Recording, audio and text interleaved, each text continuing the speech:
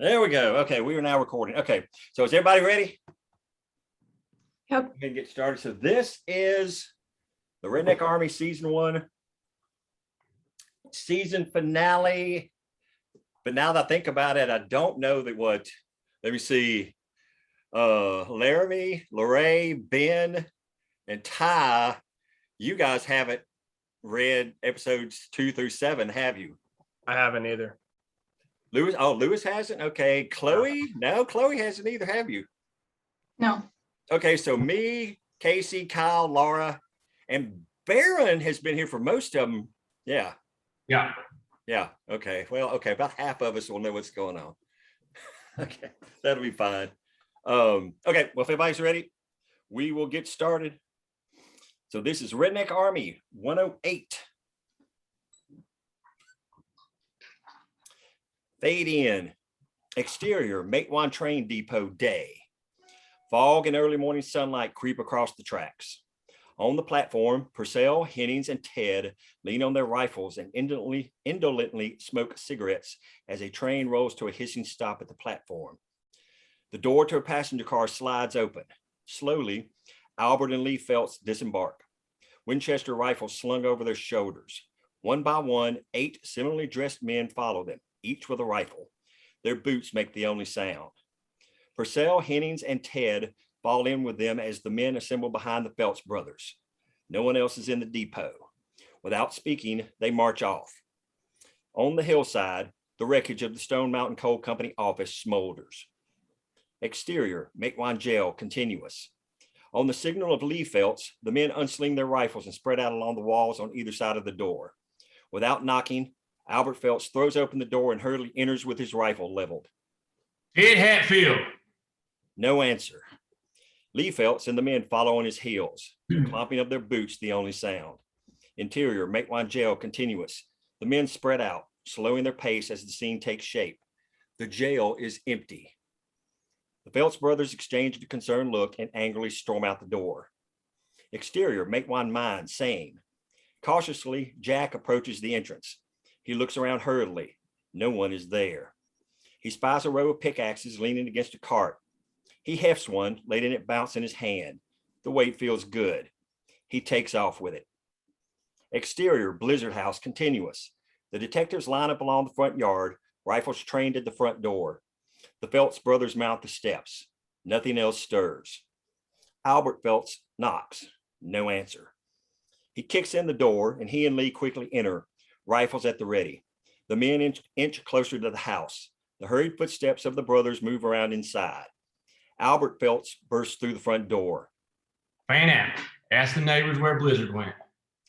The men quickly head to nearby houses. One by one, they knock on doors. No one answers. They kick in the doors. Nothing. Ain't nobody here, boss. Lee Phelps joins Albert Phelps on the porch of the Blizzard House. God damn it. Somebody warned them. Flashback, interior, Matewan Jail, night. Making sure Christian hasn't shown up, sorry. His left eye blackened and swollen and his lip bloody, Jack hangs on the bars of the jail cell in which he is currently confined. Sid leans back in a chair across from him. Fred and Mac listen from chairs at the desk. Superimposed 10 hours earlier. He told them to burn the goddamn town. He wants war. Why should I believe you? Why would I lie?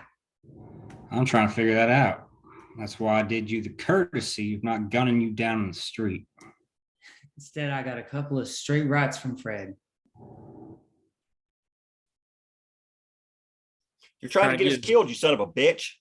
That boy has some brass fucking balls, Sid. What is it you think I've done?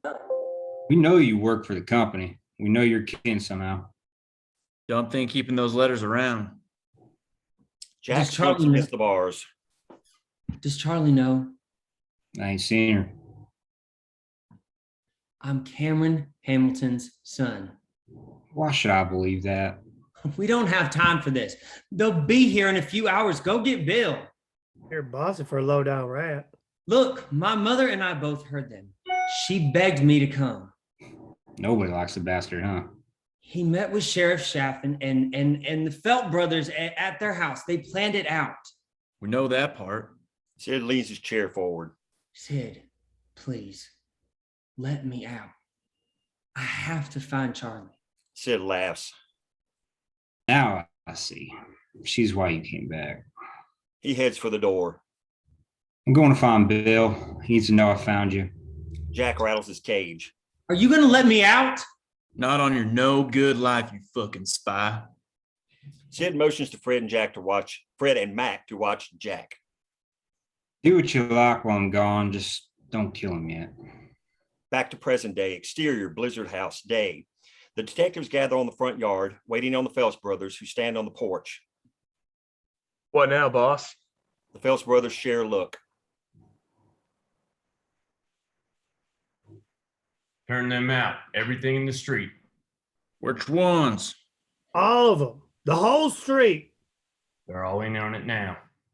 The detectives spread out, each taking a house, and begin tossing all of the personal possessions into the street. Flashback, exterior, Tent City, night. Sid, Bill, and Ray huddle outside their tent. He just drove her right up to the jail. Looks like he's in Hamilton's car. Claims he's his boy. Crap, it's an elaborate one. He didn't know we figured out who he is. Or he's acting like he didn't know. If that's so, it's a suicide mission. What kind of father sends his son out to get killed? What kind of father sends his son to spy in the coal mines? One that loves money more than his boy.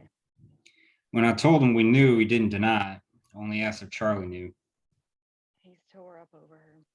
Tell something we don't know. What's the plan, General Grant? No one's in town when they get here. We gotta roust everybody. Make sure the men get their guns. Ray ducks in their tent. That'll throw them all. Give us the upper hand. Safer for everyone out here anyway. Too much risk for people coming face to face with those gun thugs alone. Ray returns with a rifle and a box of shells. Can't hear you, Laura. You can't hear me? Can barely hear you now. I don't know. Nothing changed. I don't know what's Okay. going on. That's okay. We can hear you now. Okay. Some of my women are our best shots. Mine certainly is. Ray loads the rifle with cartridges. I learned from the best. But he has 50 guns stashed around her house. We'll get them. I don't care who's on the easy end of the gun as long as they point it at the right people. Sid smiles at Ray. Did you have to blow up his goddamn office? I talked to Ma about that. I only set it on fire. She chambers around. Think we can get to everybody? Speed is one of my skills, remember? How can I forget? Exterior, Matewan neighborhood, later. Ray stands on the porch of a neighbor's home. A young couple in bedclothes worriedly listens to her. Just take the bare essentials. Hopefully we can come back home tonight. Is it that bad, Ray? I really don't want to get the kids up. It is, Sturgill. We're afraid anyone who's here when they get here will get hurt. She looks the woman in the eye. We've heard what these gun thugs will do. The woman pulls her nightgown close around her neck. All right. Just get moving. We want everyone out at the tent camp before that first train rolls in. Tell anybody else you can. Exterior, minor house, continuous. On another porch, Bill talks to a woman in her doorway. In the house behind her, her husband cracks open his shotgun and checks the barrels. Interior, Testerman house, same. Sid marches into the kitchen where Testerman eats a late night snack in his pajamas. Eat it quick, Cable. It's happening. Testerman drops his fork. At least we're gearing up. He heads for the bedroom. Sid follows.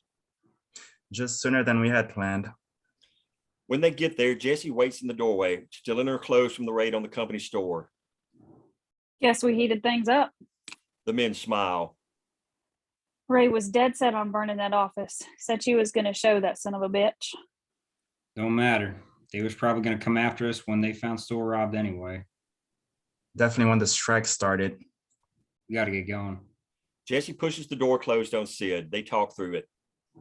So, what are we doing? Jess, Ray says you're one of her best shots. Told you. So you're going with Bill. That okay with you, Cable? It is. And you? It is. Y'all do know I'm an adult, right? There's the baby to consider too. I am well aware of that. Are you up to doing this, Jess? I will let you know when I don't feel like doing something, said Hatfield. Yes, she will. Okay. They'll come here and get you. Cable, you're with me. I need to warn the downtown businessmen. Some of them are likely to call Hamilton. We can't leave CE and Will hanging. Will's already been cleaned out. You can tell CE, but play it close to the vest. We need to stay quiet. Jesse opens the door. Testerman continues to dress behind her. You'll be careful, won't you? Both of you? We will. Careful is my middle name. I'm serious. I want us all back here in one piece. We'll all be at the Roadhouse tonight, sweetheart. Got it all planned. I promise, Jess. We're all going to be fine. Exterior, make wine continuous. On the edge of town, Ray leads a couple of families up to where a group of 30 or so people have gathered on the road. Y'all keep going on to the tent city. Betsy and some of the other women are already out there. Should be all set up. Exterior, minor house continuous. Bill bangs on a door, no answer. He bangs again. After some rummaging around inside, the doorknob rattles. Mikey, his face still bruised and swollen, opens the door. What do you want? Maybe I should have taken another house. Why are you at my door in the middle of the goddamn night, Blizzard? You're lucky I didn't come out blasting. Fair enough. Listen, the company has gun thugs on the first train. They're coming for me and Sid, but we think they'll bust up anybody they can find. You want them Union boys too, I reckon. They do. You happy, Blizzard? You got what you're looking for. We ain't got time, Mikey. We're asking everybody to get out of the tent camp before they get here. You and Lizzie need to move quick. What if we don't want to? I'm not going to argue. Do what you want. You know what happened in Logan County. Bill turns to leave. You're in more trouble than you're worth, Bill Blizzard. So Ray tells me every night. Exterior, make wine restaurant continuous. On the hillside, men comb through the smoldering wreckage of the Stone Mountain Coal Company office. Testerman knocks on the restaurant door. CE answers. I just closed up, Cable. Fed the men that put out the fire. Gave them some coffee. I suppose I could scrounge up something if you're really that hungry. Not here to eat, CE. That's first. He steps aside from the door. Got a little coffee left if you like. No time. Listen, see, keep your head down today. You might not want to open. What's going on? Just some talk. Might be a bad wind blowing.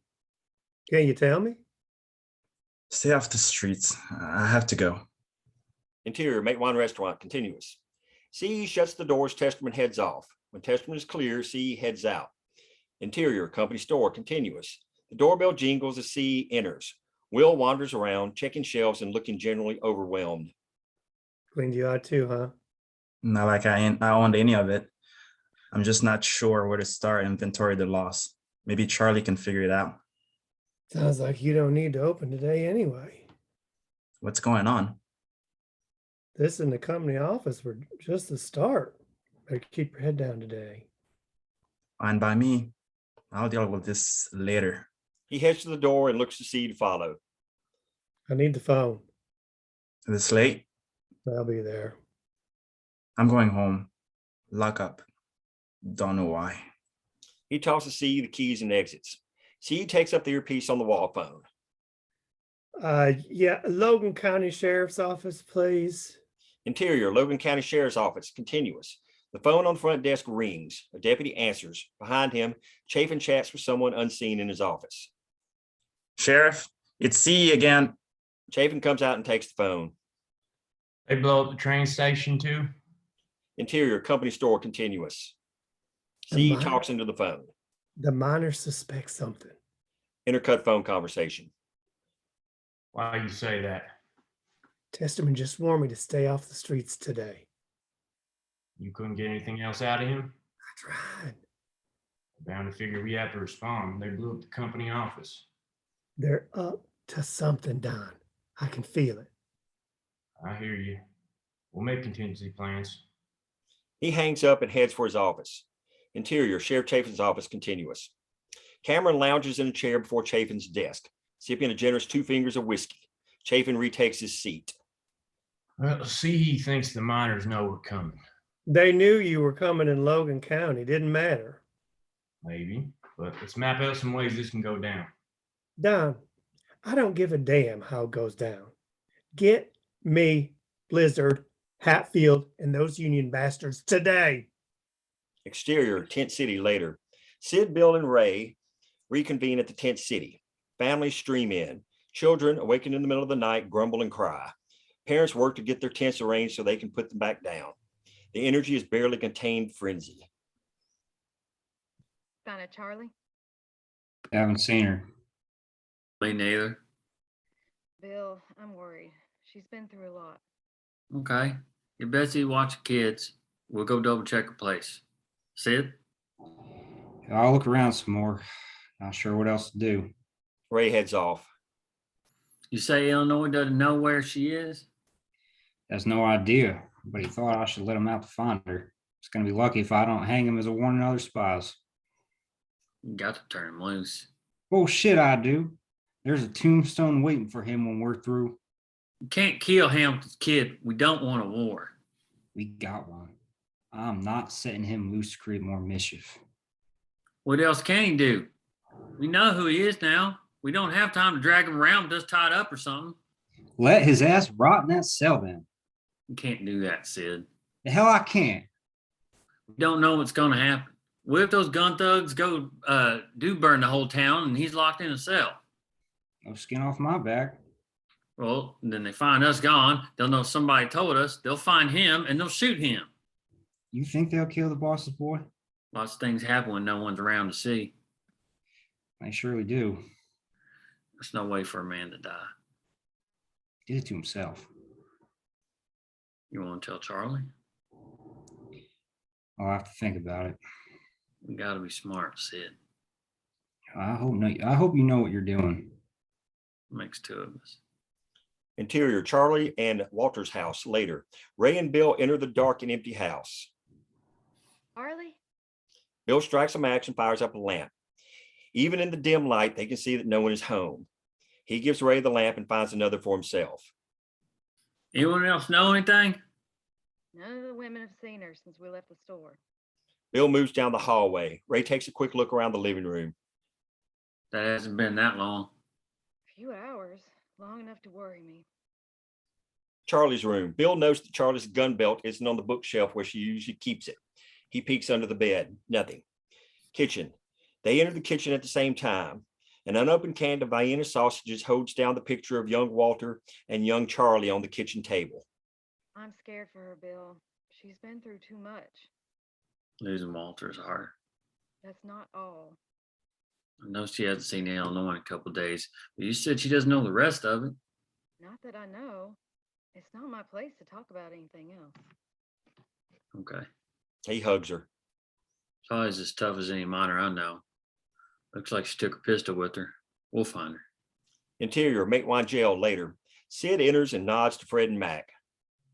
Get going out to Tent City. We need both of you out of sight until this is all over. They exit. Sid sidles over to the cell and hands resting on his gun handles, eyes Jack. What are you doing? Sid pulls his pistols, cocks them, and leaves them hanging at his sides. Sid. Bill says I have to let you go so we don't start a war with the company. But I figure I can put a few bullets in you and tell Bill you went for my gun. He raises the pistols level with his hips. Give me a reason I shouldn't. Might be best for everyone. Tell Charlie I'm sorry. Sid uncocks his guns and holsters them. Bill is right. Caged up is no way for a man to die, and I don't want to have to tell Charlie I killed you. But I reckon you know that part. Jack finally breathes again.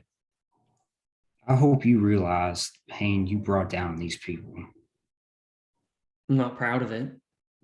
My father has a way of getting the people to do things that they don't want to do. Sid unlocks the door and steps directly in front of it. But you're getting your sorry ass out of my town right now. If I see you in Mattawan again, I'm putting a bullet between those pretty eyes. Exterior, Matewan jail continuous. Sid slams the driver's door of Cameron's car. Jack sits with his hands on the wheel. City limits that way. He points. I know. Good. Keep driving. If I see you stop, I start shooting. Jack fires up the car and throws it in reverse. Before he lets out the clutch, Just so you know, Charlie's gone. I hope she got the hell out of here, but if anything happened to her, we're going to hold that against you. Good luck, Sid. To all of you. Get the fuck out of here. Jack takes off. Exterior, hillside, same. Charlie, her pistol strapped around her waist and her shotgun at her side, rests with Dingbat behind a tree where no one can see her, but she can still watch her town. She follows the headlamps of Jack's car as it drives away. Then she spots Bill and Ray at the foot of the hill. Exterior, hillside, continuous. Bill and Ray peer up the hill through the darkening night. See her? No, you? No, but you think she's up there? I bet on it. At least worth a look. He starts to walk up. She grabs his arm. Look,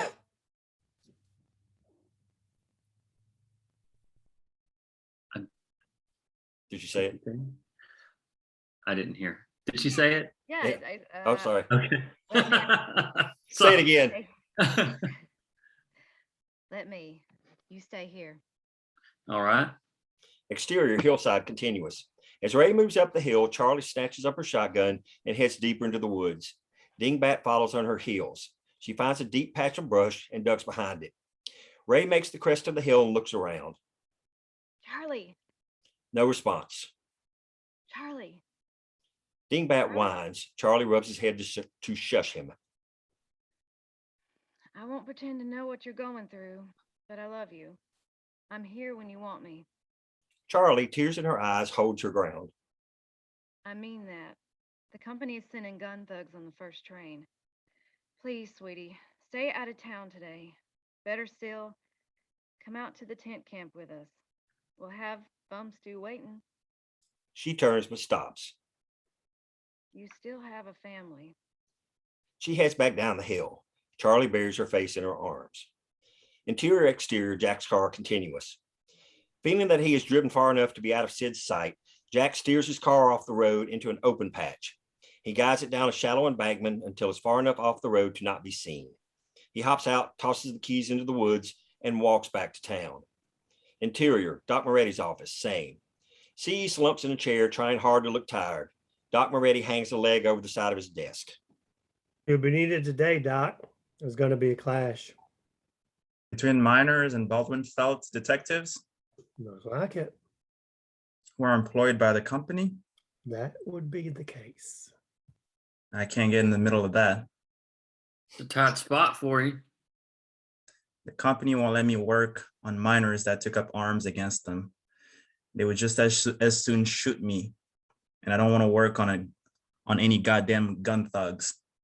The company will feel differently if you're here, that is. If I'm here, You better take off then because some blood is about to be shed in this town. didn't consider it anyway. Exterior, tent city later. Ray hugs Alma outside her tent and leaves. Alma gazes at the night sky. Big Ben emerges from their tent with his rifle. He sits on a wooden box and lays his weapon across his big lap. Alma takes her seat. Not sure what we expected. At least y'all got us supplied. I'll wake up the boy and we'll get ready. I'll get with Bill. Ben, You heard her. That's where they want me. I don't like it. Woman, I'm done letting other men fight my battles. You ain't going to listen to your wife? Name me a better shot in town. Chief said. And that's some shit. I can't talk you out of it. Not this time. Exterior, Matewan later. The exodus in full swing. Hundreds of miners and their families trudge down the road on the way to the tent city. In the spot where Ray met earlier, Bill, Ray, Ma, Sid, Joe, Stefano, Big Ben, Alma, and Ben Jr. gather to the side. Bill, Ma, Joe, Stefano, and Big Ben all have rifles slung over their shoulders. As always, Sid's two guns hang from his hips. Bill hugs Ray and gives her a kiss. Can't hear you. What the fuck is going on? I don't know. Did you hear me? I had to be like so close to the microphone. Yeah, I can hear you now. Jesus, okay. Betts, Alma, and me have everything in hand at the camp. Don't worry about us. Get word to you as soon as we can. Big Ben shakes Ben Jr.'s hand. What's your mama, boy? I got her. Big Ben and Alma hug and kiss. You come back to me now. Nothing else I'd rather do. Will you at least keep your full head down? Might be too big for that. Let's go. Ma, Sid, Big Ben, Joe, and Stefano form up on Bill. Bill pulls out his red bandana and ties it around his neck. Big Ben, Joe, and Stefano follow suit. They look to Ma. Got one for a lady? Bill gets the attention of Sturgill, who stands nearby with his family. Sturge, give them all your rag. He does. She ties it on proudly. Now you're a bunch of damn rednecks. They march off toward town. Ray and Alma fall in with the miners headed to the tent city. Back to present day. Exterior, Matewan Hotel, day. Having roused the miners' neighborhood, the Phelps brothers lead their contingent of detectives, Winchesters on their shoulders, back through downtown Matewan. Sid and Mayor Testerman step from the motel and into the street to intercept them. They are both dressed well, like a welcoming party. Slowly, Sid pulls his jacket back and clear of his pistols. Smoke wafts across the street between the men. The detectives slow their pace. When they're about 20 feet from Sid and Testerman, Albert raises a hand to stop them. Well, look here, boys. Somebody does live in this shithole. The detectives laugh. Albert and Lee approach Sid and Testerman. The detectives stay where they are. Gentlemen, The Phelps brothers nod. Sid says nothing. Sid, we got a warrant for your arrest. Malicious destruction of private property. Sid places his hands on the butts of his pistols. Testerman holds out his hand. let me see it. Albert hands him the warrant. Testerman reads it, shakes his head with a wry smile, and hands it back. You boys are in Mingo County. Guess we need to put up signs at the county line. Albert takes the warrant back. That's a Logan County warrant. You have no jurisdiction here. That's so, Cable. Very much so. You have no say in my town. What if my boys and me think different? Sid smiles, his gold grill gleaming. Exterior, hillside, same. Charlie sits on her hill, her shotgun across her lap, and Dingbat stretched out beside her, watching the standoff unfold below. Across the way, a car pulls up to the hillside on which the rubble of the Stone Mountain mining office smokes. Marov lets out Cameron. As he begins to survey the destruction, Charlie stands. She pulls Walter's red bandana from a pocket and ties her hair back. Then she slings her shotgun over her shoulder, and she and Dingbat head down the hill. Exterior, Stone Mountain Coal Company office, same. From a nearby alley, Jack watches Cameron's car roll to a stop at the office wreckage. Marov lets him out, and he begins to survey the destruction. Exterior, Matewan Motel, continuous. Sid and Testerman face off with the Phelps brothers.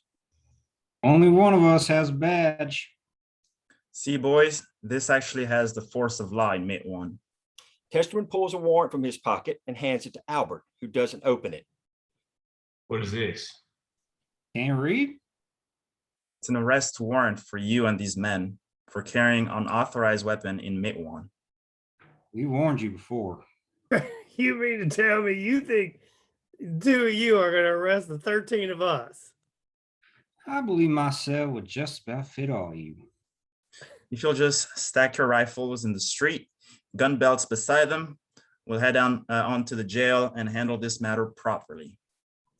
Albert drops the warrant on the ground. Sid catches a flash of Charlie and Dingbat marching across the street down the way. Exterior, Stone Mountain Coal Company office, continuous. Charlie and Dingbat round the corner.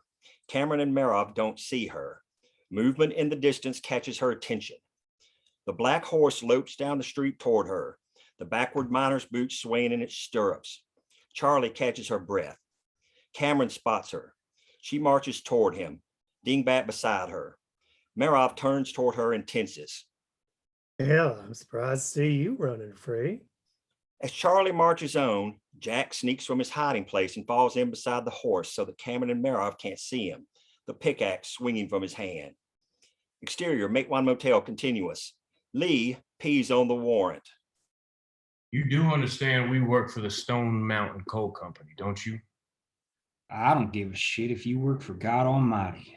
You don't carry a gun in my town unless I say you can. Lee continues to pee. Think so, huh? Know it. Okay, gentlemen, we can handle this without violence. Purcell brings his rifle down off his shoulder. On the smack of his hand catching the barrel, Sid draws both pistols and blasts each of the Phelps brothers in the face. They drop before they know what hit them. As they fall, Purcell unleashes a rifle shot into Testerman's stomach. One by one, the second-story windows of the motel fly open. Ma, Big Ben, Stefano, Joe, Fripp, and about 20 miners jab rifles out and open fire. Bill does the same from a first-floor window. Purcell falls first. The detectives return fire and look for cover. While the miners provide covering fire, Sid drags Testerman into an alley and opens up on them. One window doesn't open. Behind it, Jessie, stricken, stares out in horror. She drops her rifle and takes off. Another miner jumps in the window, throws it open, and starts firing. Exterior, Stone Mountain Coal Company office, same. As she moves toward them, Charlie shoulders her shotgun and trains the business end on Cameron. Marov reaches for his gun. Cameron touches his arm. She isn't going to shoot me. She doesn't have the balls to fight face to face.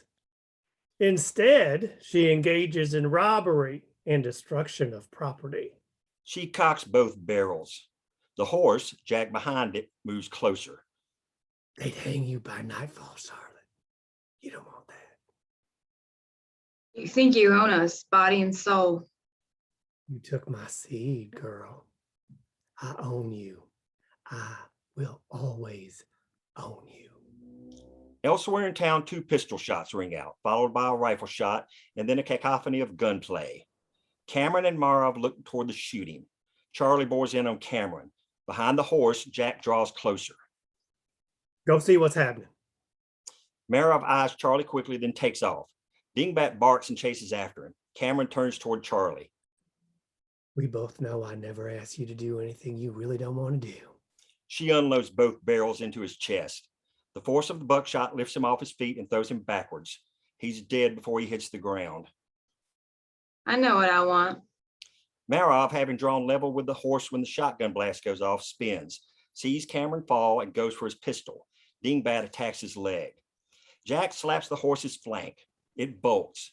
He emerges from behind the horse and with one mighty swing buries the pickaxe in Marov's back. It drives through the man, the sharp end exploding from his stomach. His pistol flies from his hand. Marov drops. Exterior, Matewan Motel continuous. The gunfight rages in full pitch.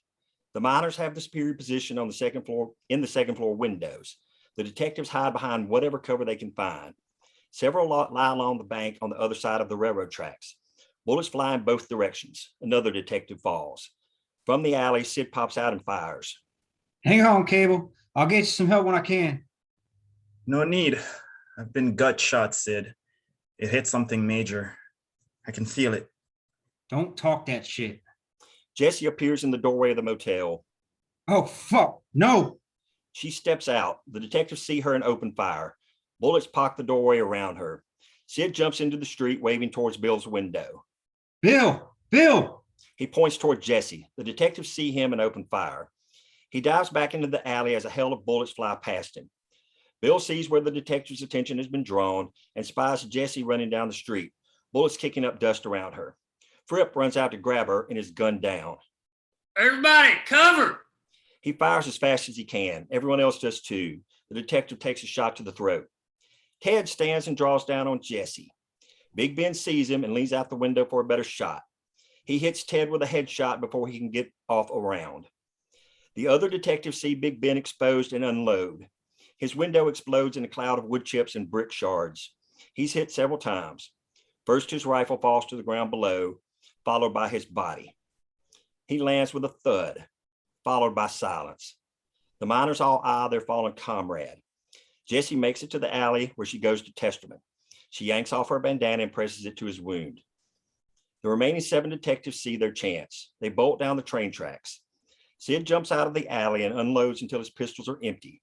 The miners open fire again, dropping Hennings before the last 6 detectives get out of range. Exterior, Stone Mountain Coal Company office, continuous. Jack watches Charlie stand over Cameron's corpse. Dingbat trots up beside her. Behind them, the shooting stops. She cracks open the still smoking barrels of her shotgun, removes the spent shells, replaces them with new loads, and closes the barrels. She shoulders the weapon, lowers the barrel to a few inches from Cameron's face, and kicks him in the side. Nothing. She cocks both barrels. Charlie. She straightens up and turns toward him. He slowly approaches her. She brings the shotgun back to her shoulder, leveled on him, still cocked. He doesn't stop. As he passes, Marov moans, weakly reaches for his foot and misses. He makes it to Charlie and stands before her. She locks on his eyes. Exterior, Make One Motel continuous. Led by Bill, the miners come out into the street. Joe's forehead bleeds profusely. In the alley, Jessie, weeping, cradles Testerman in her lap. She gently strokes his hair. She holds the bandana to his wound, blood seeping steadily through his fingers. Why are y'all standing there? Somebody get Doc Marotti. You can't help me, Jess. That bullet did its job. Okay, Bull. I do love you. Sid comes back into the alley. What are we gonna do? Sid, You ain't even gotta ask. you'll be okay. Bill and the miners approach. Sid turns to them. He shakes his head no to Bill. Bill turns away as Jesse's crying turns desperate. On the edge of town, he sees the black horse gallop away. Charlie. Bill and Sid look at each other quickly and run toward the voice. Y'all stay here. Exterior, Stone Mountain Coal Company office, continuous. Jack gently lays his hand on the end of the shotgun barrel and pushes it down. She lets it fall and uncocks it. He's right, Charlie. They'll hang you. Even if Sid can get you to trial, it won't be a fair one. Her eyes fill with pain and confusion. Chloe. Sorry. None of this is fair. His heartbreak shows on his face. What if I'm at the end of my story? Don't say that. It doesn't have to be. He pulls the shotgun toward him. You need to go. She releases the weapon. But he's your... The clap of heavy footsteps rapidly approaching stops her. Jack spins towards the sound. Get out of here. She doesn't move. Now! She reaches a hand toward him, stops, and then she and Dingbat take off. Jack turns toward his father's body, the shotgun dangling from his hand. As Charlie gets out of sight, Bill and Sid round a corner opposite.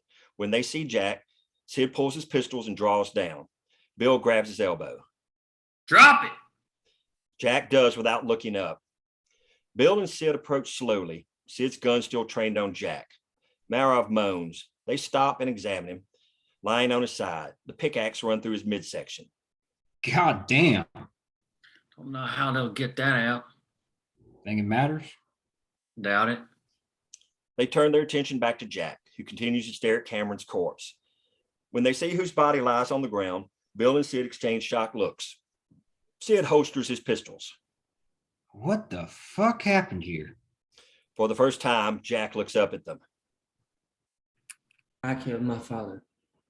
Exterior, Make One Motel continuous. Now that the shooting stopped, some people leave their hiding places.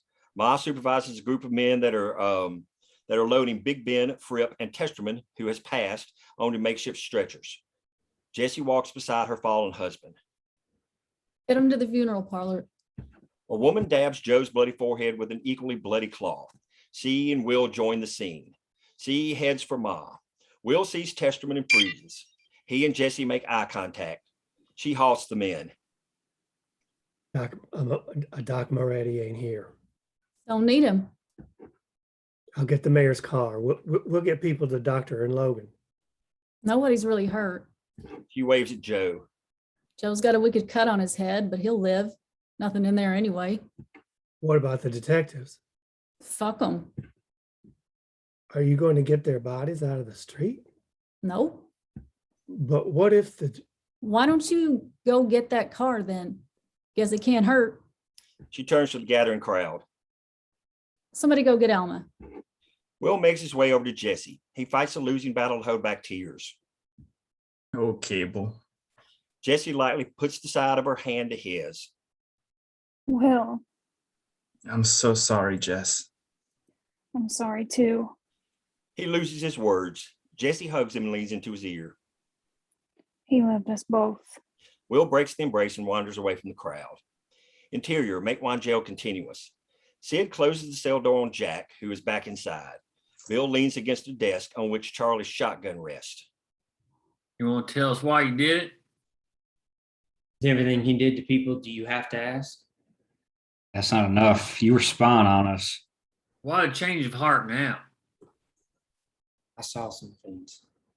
I guess my eyes were open. You mean Charlie?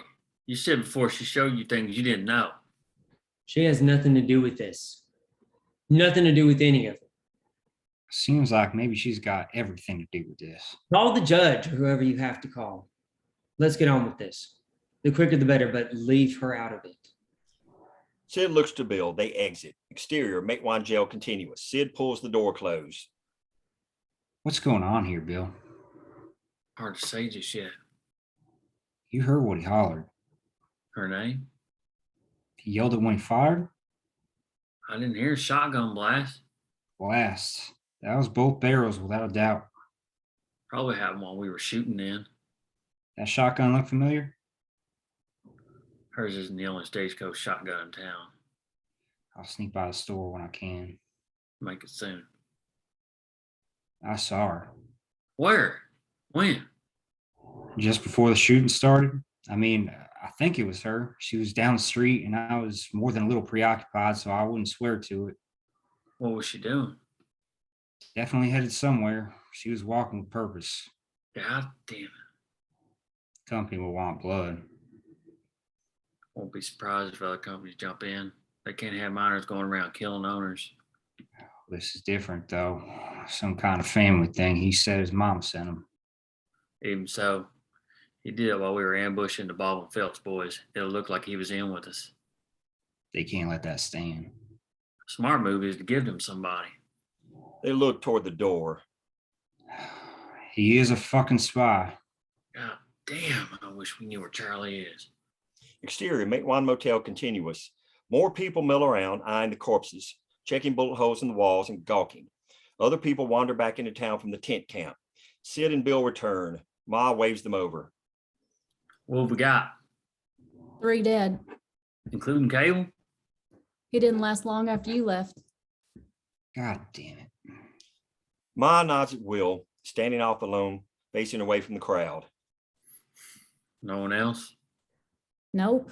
Other than those 7 gun thugs we dropped. Damn. We back more than half of them. That we did. See me plug those Phelps fuckers? How could I miss it? Bill wags his head. How about wounded? None to speak of. Just nicks and scrapes and wood splinters. Looks like those Baldwin Phelps boys can't shoot for shit. It helps that we were behind brick. Not all the time. If they had any wounded, they was able to limp out. CE went to get a car just in case we need to take anyone to Logan. We got one next street over. That Chinaman worked for Hamilton. Got run through with a pickaxe. I doubt any doctor can help him, but we'll get him over to Logan and let him see him. Did he fall on it? Looks like he got hit. By who? Illinois, we think. Damn. Guess y'all taught him how to swing it right. See, he rolls up in Tetchman's car. Don't cut it off. He leans over to Sid and nods at Will. Why don't you go see about the store? Sid wanders off. Bill jumps up on the running board. Tarps are spread over the back seat. Get a couple boys over to help him. She heads off. Take a couple boys over to the company office. Hellman's Chinaman's hurt pretty bad. Give him to Logan. Yep. Ma returns with 2 miners. They jump in the car. She stands beside Bill. You got to find Hellman's body over there too. Leave it where it lays. See, almost falls out of his seat. What? He's way past dead. Leave him. That Chinaman is at least half dead. Get him to the fucking doctor fast. Bill hops off the running board and See takes off.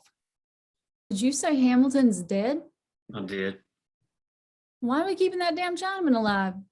He might be the only person who saw what happened over there and is willing to talk about it. Exterior, Make Wine Motel continuous. Sid strolls up beside Will. Gonna be all right. Will shrugs. He loved this town, went down defending it. That doesn't make it any easier. Don't suspect it does. Sid touches his shoulder. You should be at the funeral parlor. I have to check the store. I haven't been there yet. Not much left, is there? I still need to check it. I can do that. Sid, people will talk. Not today, they won't. We'll worry about it tomorrow when it comes. Will hands him the store keys. You're a good man, Sid Hatfield. I doubt they'll carve that on my tombstone. Exterior, Mingo County later. C barrels down a country road, Marov in the back seat, the pickaxe still protruding from his midsection. Interior, company store later. The doorbell jingles as Sid enters. He goes straight to the counter and looks beneath it. Charlie's shotgun is not there. Exterior, Blizzard House later. A few miners and their families filter back into town from the tent camp. Bill and Ma meet Ray and the children in the street outside their house. They all hug. Then Bill and Ray survey the damage. Oh, Bill. They just threw everything in the street. Maybe it's not too bad. Around them, men, women, and children begin to sift through the piles of their worldly possessions. Sid makes his way into the street. He catches Bill's attention and shakes his head no. Bill knows what he means. Interior, Logan County Sheriff's Office, same. Chafin sits at his desk when CE barges through the front door. A deputy moves to intercept him, but Chafin stops him with a wave of his hand. CE charges into Chafin's office. Sid ambushed them. God damn it, how bad? Half dead, others run off. Fuck. They killed Cameron. Who did it? Don't know, but Bryce is nowhere to be found. And now there's that blonde whore with the shotgun. Chafin pulls his gun belt from the coat stand and straps it on. They got both of the felts too. Who? Sid. And I've got Cameron's man in the back of the car with a pickaxe in his belly. What the fuck y'all let happen over there? I think the only reason he's still alive is that the pick is holding in his insides. Chafin slams a fist on his desk. From now on, I'll run things myself. To hell with jurisdiction. I warned you, Don. Get that fucking chink to the doctor and tell him I want him alive. I'm going to the meeting place. Let's hope those bastards lived and had enough sense to go where they told them. He marches toward the door. Someone's going to tell me what the fuck out there. Exterior, Blizzard House later. As Bill, Ray, Ma, and the children move items back into the house, pistol shots fire off downtown. Everyone freezes. The shots are followed by raucous cheers. A few people in the neighborhood stop and look puzzled. The jangle of a banjo and the strum of a guitar float to them on the evening air, followed by more cheering. Bill purses his lips at Ray. Sid! God damn it. Exterior, Mingo County, same. The remaining detectives hide in the brush just off a dirt road outside Matewan. Behind them, a small maintenance shack stands near the railroad tracks. The car's headlamps appear on the road. The detectives nervously peek out. Chafin pulls up in an open-top Model T Ford. Glad you could find her spot. The detectives cautiously step out. Chafin waves them into the car. Somebody want to tell me what the fuck happened? Hatfield set us up. Had the building full of miners with rifles. Had to be at least 100 of them. We got that bastard mayor, though. Anybody else? Inward. And Hatfield shot the Felts? In the face. Both of them. A couple of detectives shove in the front seat. The others try to navigate the back seat. Hurry up, we gotta go. The detective lifts the kerosene can for the back seat. Push around those best you can. Ride in the running board if you have to. We're not going far. The detectives follow orders and get loaded on the car. We'll show these bastards what happens when they fight back. Exterior, African-American neighborhood later. Alma and Ben Jr. slip cautiously down the street, heads on a swivel. The neighborhood stands untouched. Ma, it ain't safe being out here by ourselves. I know, baby boy. I just got to check my house. Then we'll go find your daddy. They sneak into their house. Interior, Trotter House, continuous. They enter the living room. The wicker baby stroller rests in the middle of the room. No lights. Just let me make sure everything's okay. Ben Jr. waits by the door while his mother hurriedly goes from room to room checking their belongings. Off screen, a car engine rattles nearby. Headlamps turn down their street. Ma, I hear it. Exterior, Trotter House, continuous. The car, driven by Chafin, draws nearer. The 6 detectives ride with him. 4 in the cabin, 2 riding outside on the running boards. All have their Winchesters at the ready. Interior, Trotter House, continuous. As Ben Jr. watches, Chafin stops right in front of his house. Ben Jr. ducks away from the door and flattens himself against the wall. Ma, Alma appears in the hallway door and freezes. Saw you creeping around. Come on out so we don't have to come in. Ben Jr. looks to his terrified mother for guidance. Off screen, the men clatter out of the car and line up in the yard. I don't think we'll bother coming in. We're just going to start shooting if you don't come out right now. Alma looks to Ben Jr., fear welling in her eyes. Get behind me. She heads out the front door. Ben Jr. falls in beside her. Exterior, Roadhouse, same. Several hundred people have started a party and the crowd grows by the minute. On the stage, the banjo player and the guitarist noodle around on a tune while the fiddle player rosins her bow. Bill, clearly displeased, strides into the clearing. Have you people even been home? Joe, a large white bandage wrapped around his head, and Stefano amble over, drinks in hand. don't shit your drawers, Captain. Who wants to go home now? Stefano holds up his drink. Bravo. Yes, sir. Joe joins him in toast. Well, he said, Bill wags his head. hey, nobody's seen Alma or Ben Jr. They at the funeral home? Don't know. God damn. I can't be everywhere. A tittering crowd surrounds Sid, who has 2 glass bottles perched on a barrel about 20 feet behind him. He raises his hand to shush the crowd and crouches in an exaggerated gunfight position. The crowd hushes. Sid draws, flips his guns upside down over his shoulders, and fires them both. 1 bottle explodes. The crowd erupts in somewhat drunken amazement and adoration. Sid spies Bill and winks. With a slow wag of his head, Bill comes over. Sid spins his pistols and holsters them. Told you I never miss. How those detectives escape? Hey, gotta leave someone alive to tell your story. Can you knock it off?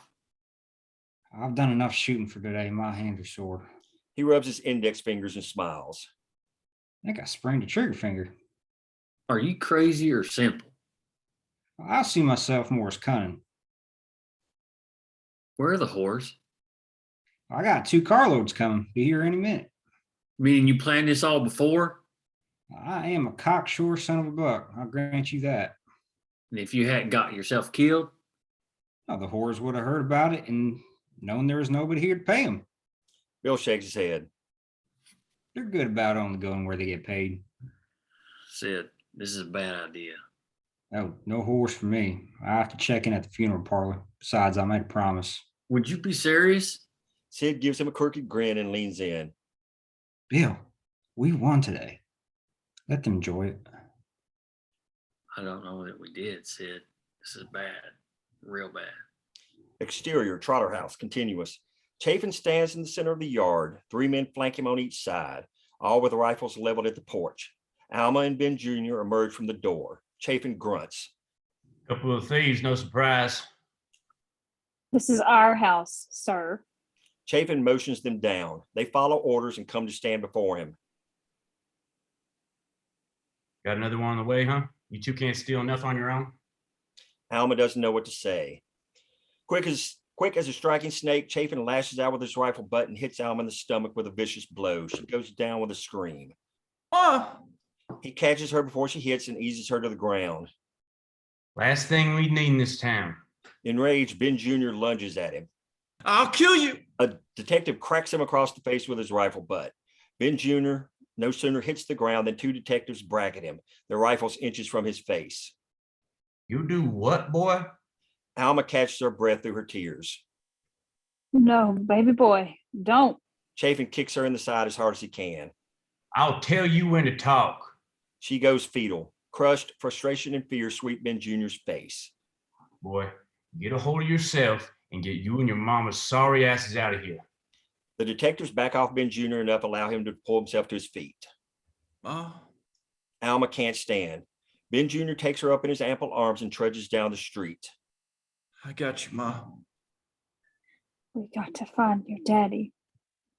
Tell your people Sheriff Chafin did this. He turns to the detectives. Let's go, boys. Burn it all. The detectives pull the kerosene cans from the car. These won't stay in the Union long when they hear I'm coming for them. Exterior roadhouse continuous. Bill puts his hand on Sid's shoulders, the weight of it all bearing down on him. We can't find Charlie or Alma and Ben Jr. We got a dead company owner and his son in the jail claiming he killed him. Where are we going from here? Bill, this is the first time since before the war that miners have fought back. Things go on around here that I thought I went overseas to stop. These people live in fear, but tonight they feel like they don't have to. So I'm gonna let them have some liquor and some music and something else and enjoy it. It's not like I can stop you. No, you cannot. Over Bill's shoulder, Sid notices an orange fireball flare up in another part of town. He gives it a hard look and points. Bill. Bill turns as the fireball spreads in the distance. Oh, shit. He quickly scans the crowd and finds Joe and Stefano bellying up to the bar. Joe! Joe turns. You two, grab your guns. On me. Joe nods and slaps Stefano on the arm. Bill turns to Sid. Let's go. They take off. Exterior, African-American neighborhood, same. Chafin mounts his car as the neighborhood around him goes up in flames. Let's go, boys. I don't want another shootout today. The detectives mount up, several holding empty kerosene cans. Leave those cans. Maybe they can use them for water. They toss the cans aside. Chafin fires up the car. Wonder if these half-wit miners can fight a fire. He heads down the street, flames licking around the car like the fires of hell. Interior, Blizzard House, same. Ray and Betsy work on rebuilding the beds in William C. and Margie's room. Kind of you to help, Bets, but me and Ma can handle it. Least I could do. They didn't hit our street, so I let Joe go to the roadhouse. Figured Bill went too. You know how men are when they're feeling their oats. Everybody's down there. Bill went, but I think he was going to shut it down. Good luck with that. When Sid gets something in his mind. Best to get out of his way. Ray nods agreement. They work in silence for a bit, then. What are we doing, Ray? I'm worried too, Bets. We got 10 dead people. 7 of them still laying in the street. The mayor's dead. And Hamilton. Don't get me wrong. I enjoyed burning out that bastard's office, but killing him? Don't they know that's going to come back on us? How can it not? Men just can't help themselves. Sometimes it seems they blow shit up just to see what happens. Or their moms blow shit up. They both laugh. She is a pistol. You ain't lying. And now we can't find Charlie. Or Alma. What? No one's seen her or Ben Jr. since they left the tent camp. Do they know about Big Ben? No idea. Oh, Lord. Orange flickers flash through the window. What in the world? The women look out quickly, then head out. Exterior, Blizzard House, continuous. Betsy and Ray come out onto the front porch. Ma joins them. The women turn toward the flickers. It looks like an entire section of Matewan is ablaze. Exterior, Matewan Street, continuous. Sid, Bill, Joe, and Stefano run down the street, rifles swinging from the hands of the latter three.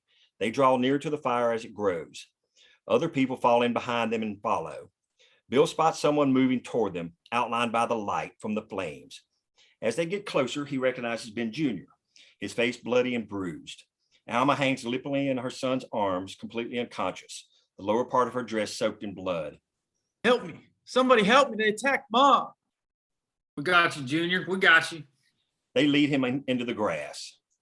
Set her down here. Let's have us a look. He does. Sid, Joe, and Stefano kneel around her. Stefano checks the pulse in her neck, then places his hand under her nose. He nods yes. Molto Barolto. What happened, Junior? He hit her in the stomach with his rifle. They kicked her. They set all the houses on fire. Who, son? Who did this? Sheriff Chafin. Sheriff Chafin and a bunch of white men. Son of a bitch. Bill moves behind them. He stares ahead, watching the flames take down the neighborhood. Where's my daddy? He can fix this. Somebody get my daddy. Reflections of the fire play across Bill's eyes as he fights tears. Interior, Logan County Doctor's Office, same. C waits nervously in the front office of the doctor and Logan. The blood-drenched doctor enters from a back room. Tell the sheriff he's alive for now, but I don't know for how long. If he wants to talk to him, he better make it quick. Series of shots. Dead detectives victory party. The people of Matewan party around the bodies of the detectives and Cameron. They drink, they dance, they kiss. The people ignore the bodies as if they are no more than trash in the street. Each shot ends with the people's attention being drawn to the growing fire on the edge of town. We'll go through Purcell, the detective shot in the throat, Ted, Hennings, the fifth detective, Lee Phelps, his dick still out, Albert Phelps, and then end with Cameron in the rubble and ash. And then we cut to Big Ben, Testerman, and Fripp lie on tables in the funeral parlor. Jesse and Will hold hands at the foot of Testerman's table. End of series. Exterior, roadhouse continuous. One by one, partiers notice the flames. They point, they chatter. The dancing slowly stops. The band raggedly stops playing. Everyone turns toward the fire. Exterior, funeral parlor. Continuous. Jesse and Will bolt out the front door and into the street. They stare in horror at the flames on the other side of town. Interior, Matewan jail continuous. Jack sits in his cell. No one else is in the jail. He notices something outside the window. He stands and gives it a harder look. In the distance, he sees the orange flicker of flames. Exterior, Mingo County, later. Somewhere outside Matewan, Charlie, her gun belt slung across her hips, meanders down a dirt road, Dingbat by her side. She looks to have no direction in mind. The black horse lopes down the road some way ahead of her, heading in the same direction. The backwards facing miner's boots swaying in the stirrups. Flames rage along the horizon behind them. Fade out. Oh, how about that? How about that? Town's on fire. The mining company's going to retaliate. Dead men's dicks are hanging out. Dicks are hanging out. Jack killed his Lots of dicks daddy. are hanging out. Oh, shit. So Christian and I had a conversation about this Saturday. So we didn't kill Jack. Christian thought we were going to kill Jack. Yeah, you didn't. Yeah, that was good. No, we didn't quite kill Jack. Killed Close, his dad though. instead. I'm glad Karen's dead though. Yeah. Cameron is dead. Well, this is kind of what I was telling Christian the other day. I think, and some of the rest of you guys might have heard me say this too. And then this is going to sound really pretentious, but I mean, this is the way we thought of this story. In Shakespearean terms, the miners are a kingdom under siege, and Bill and Ray are the king and the queen. Sid is the knight protector, rogue character. Walter, before he died, was the trusted servant. Jack is the Romeo. Yeah, that character's got some maybe some bad intent, but then he falls in love. Charlie is Ophelia. Now, the way that we did this, Bill and Charlie are the two protagonists of this story, and Charlie is going to become the warrior princess. In Star Wars terms, she's our Rey. So from here, if you know the hero's journey, the hero starts out normal. Luke Skywalker, just a guy, lives on a farm. He's got big dreams, this, that, and the other. Well, the Empire comes in and kills his aunt and uncle and all his family. So then he has to go off in the wilderness and meet Obi-Wan Kenobi and become the warrior.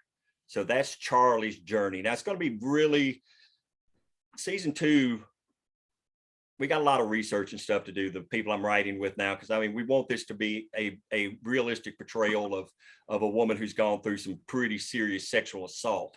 So it can't just be kind of a, oh, hey, now I'm just going to come back and kill everybody sort of deal. But the big thing here is Barlow from Holes. Do what? She turns into Kissing Kate Barlow from Holes. Okay. The other thing here is that Cameron was the corrupt king, and the corrupt king is bad, but the corrupt king has some logic to him, but they killed him, which seemed like a victory, but instead he winds up getting replaced with the Mad King, and the Mad King doesn't give a fuck about anything except raw power. And actually, it's really interesting. I mean, some of this actually follows the real story.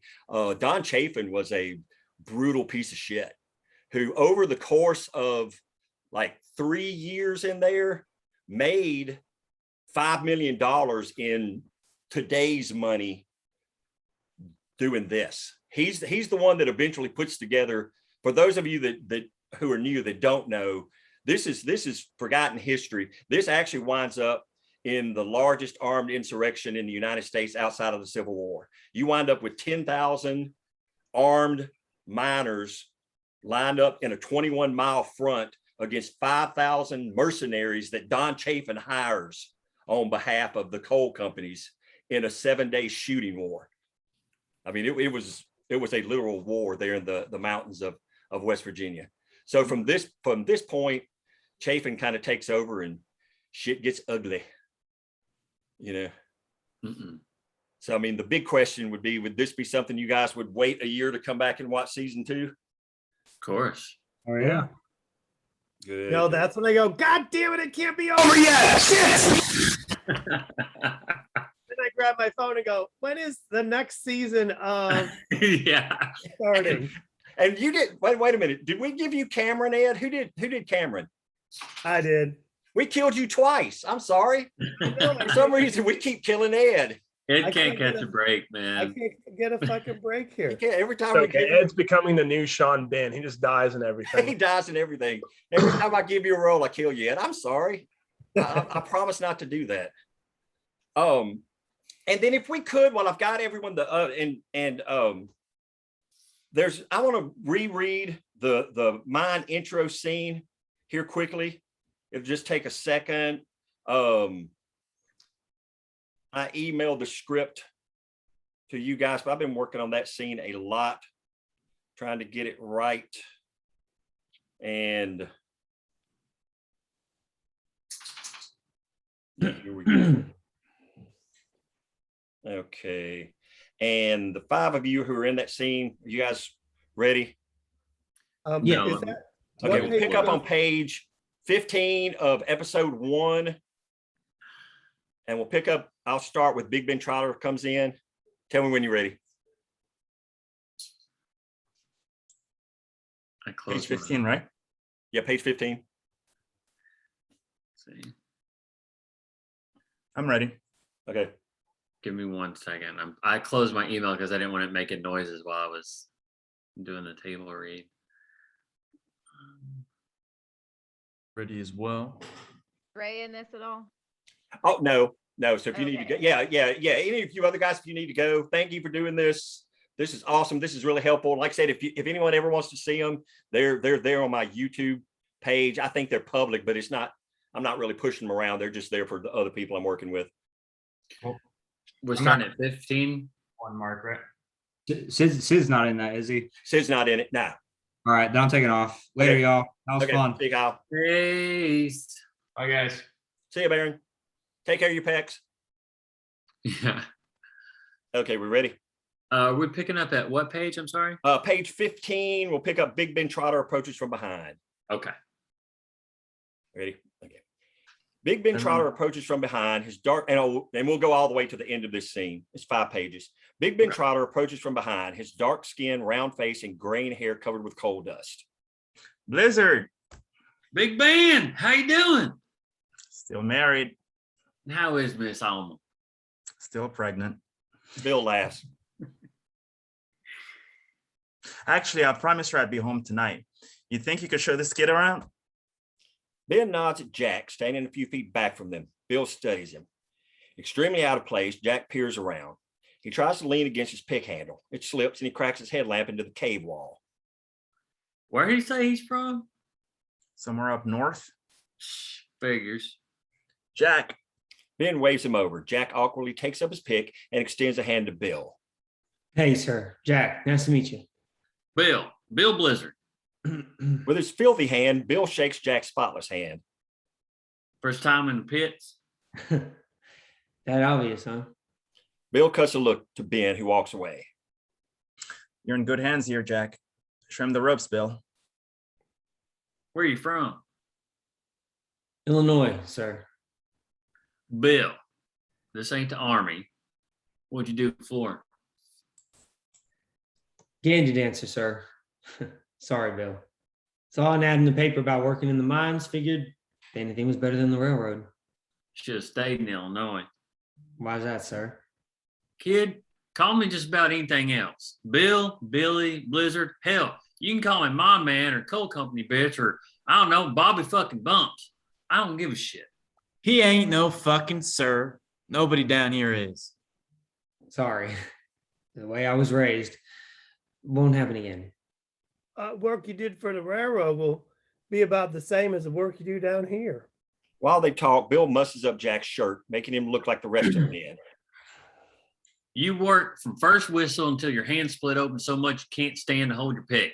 There ain't no point in getting cleaned up every night. You'll be passed out right after supper and be back down here before you even know what happened. Bill takes out a new pack of butts and offers one to Jack. Oh, I don't smoke. It's, Bill. Bill shoves the entire pack in his hand anyway. You do now.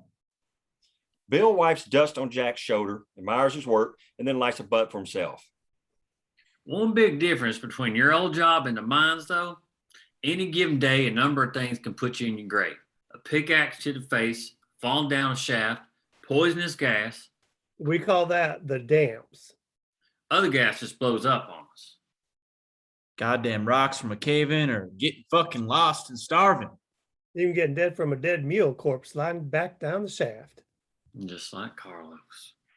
Poor bastard. The rules in these mountains are different. An explosion got my paw, damn near got me. I've seen it all. He slaps Jack on the shoulder. You are now official Stone Mountain Coal Company property.